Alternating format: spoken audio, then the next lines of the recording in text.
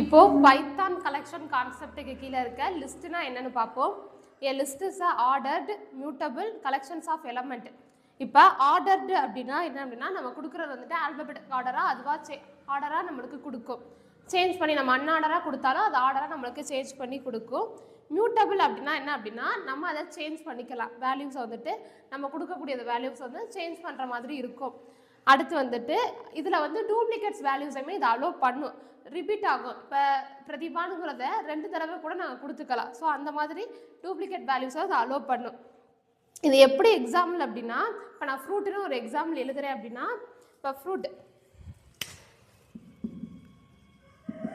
Fruits கீழே இதை நம்ம எப்படி எழுதணும் அப்படின்னா ஸோ ஈக்குவல் டு போட்டு இதுக்குள்ளே சிங்கிள் கொட்டேஷனுக்குள்ளே ஆப்பிள் சம்திங் நம்ம என்ன வேணுமோ இப்படி நம்ம கம்மா போட்டு அப்படி இது பண்ணிக்கலாம்.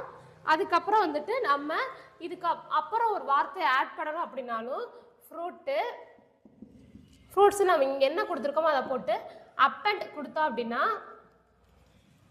அப்பன் கொடுத்து என்ன வார்த்தை வேணும் அப்படிங்கிறத நம்ம சொல்லணும். ஸோ இதுக்கப்புறம் லாஸ்ட்டாக எனக்கு வந்து ஆரஞ்சுங்கிறத ஆட் பண்ணு சம்திங் நம்ம கொடுத்தோம் அப்படின்னா பிரிண்ட் கொடுத்து ஃப்ரூட்டுன்னு கொடுக்கும்போது என்ன ஆகும் அப்படின்னா ஸோ இந்த 3 ஐட்டத்துக்கு அப்புறம் வந்துட்டு லாஸ்ட்டாக வந்து என்ன ஆட் ஆகும் அப்படின்னா இந்த ஆரஞ்சுங்கிறத சேர்த்து பிரிண்ட் ஆகும். இதான் வந்துட்டு பைத்தான் கலெக்ஷன்ஸுக்கு கீழே வர லிஸ்ட் கான்செப்ட்.